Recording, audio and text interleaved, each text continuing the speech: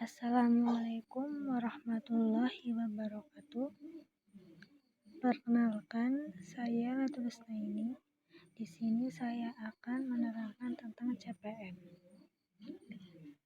Apa sih itu CPM? CPM atau Competitive Profile Matrix adalah salah satu alternatif alat analisis strategi yang dapat digunakan perusahaan dalam melakukan pengembangan bisnis. Dengan adanya CPM, perusahaan dapat mengidentifikasi kekuatan dan kelemahan pesaing dalam hubungannya dengan posisi strategis produk atau jasa yang ditawarkan. Untuk lebih memahami lingkungan eksternal dan persaingan dalam industri tertentu, perusahaan sering menggunakan CPM. Matriks ini mengidentifikasi pesaing utama perusahaan dan membandingkannya menggunakan faktor penentu keberhasilan industri. Analisis ini juga mengungkapkan kekuatan dan kelemahan relatif perusahaan terhadap pesaingnya, sehingga perusahaan akan tahu area mana yang harus ditingkatkan dan area mana yang harus dilindungi. Faktor penentu keberhasilan dalam CPM itu ada 3. Yang pertama bobot, kedua peringkat, dan yang ketiga skor.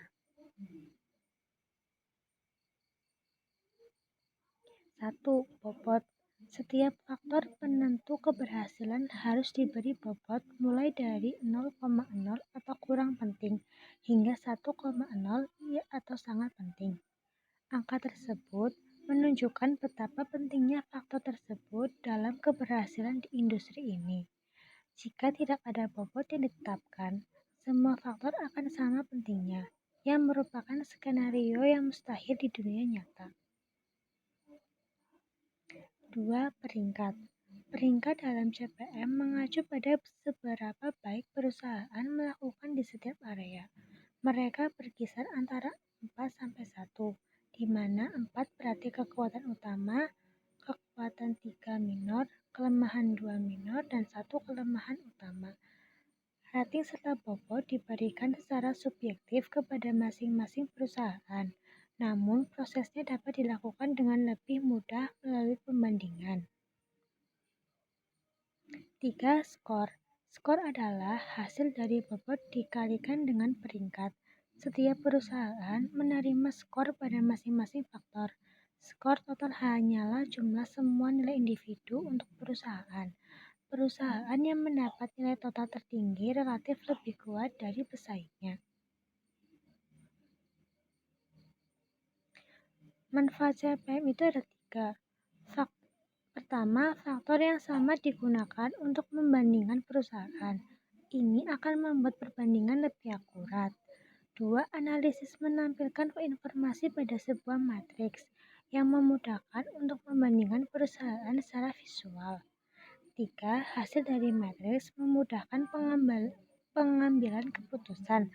Perusahaan dapat dengan mudah menentukan area mana yang harus mereka tingkatkan, lindungi, atau strategi apa yang harus mereka kejar. Menyusun CPM itu yang pertama, mengidentifikasi faktor penentu keberhasilan. Untuk mempermudah, gunakan daftar CSF dan sertakan sebanyak mungkin faktor. Selain itu, pertanyaan berikut harus membantu mengidentifikasi CSF industri. Sebagai contoh, mengapa konsumen lebih menyukai perusahaan A daripada perusahaan B atau sebaliknya? Sumber daya, kemampuan, dan kompetensi apa yang dimiliki perusahaan? Apa keunggulan kompetitif yang dimiliki perusahaan di industri? Mengapa beberapa perusahaan berhasil dan yang lainnya gagal dalam industri ini? Langkah kedua yaitu tetapkan bobot dan peringkat. Cara terbaik untuk mengidentifikasi bobot apa yang harus diberikan pada masing-masing faktor adalah membandingkan perusahaan dengan kinerja terbaik dan terburuk di industri ini. Perusahaan yang berkinerja baik biasanya akan melakukan kegiatan yang penting untuk kesuksesan di industri. Mereka akan menempatkan sebagian besar sumber daya dan energi mereka ke dalam kegiatan tersebut dibandingkan dengan organisasi berkinerja rendah. Bobot juga dapat ditentukan dalam diskusi dengan manajer tingkat atas lainnya. Penilaian harus diberikan dengan menggunakan benchmarking atau selama berdiskusi tim. Langkah ketiga yaitu membandingkan skor dan ambil tindakan.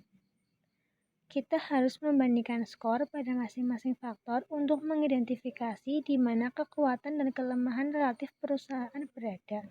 Dalam contoh pertama ini yaitu perusahaan A memiliki kekuatan relatif dalam tingkat integrasi produk, rangkaian produk, dan variasi saluran distribusi. Oleh karena itu, perusahaan A harus melindungi area ini sambil mencoba memperbaiki kelemahannya dalam penjualan per karyawan dan pangan pasar. Perusahaan juga harus memperbaiki strateginya agar lebih sukses di industri ini.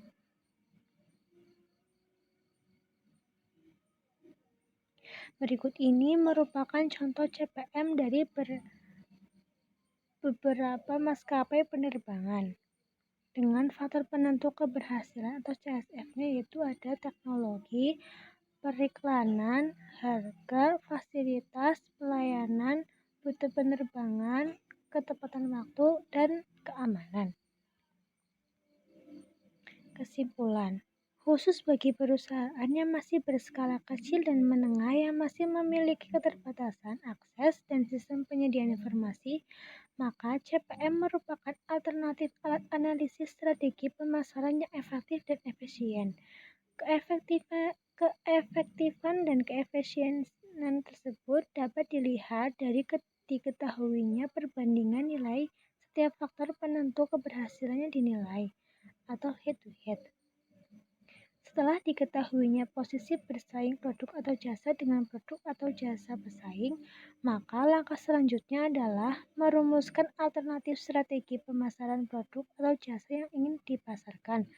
Alternatif strategi ini dapat dikembangkan melalui mekanisme mendorong faktor-faktor penentu keberhasilan yang memiliki nilai terbobot tertinggi dijadikan sebagai brand image produk atau jasa melalui strategi intensif sekaligus mereduksi kelemahan-kelemahan dari faktor-faktor penentu keberhasilan yang memiliki nilai terbobot rendah.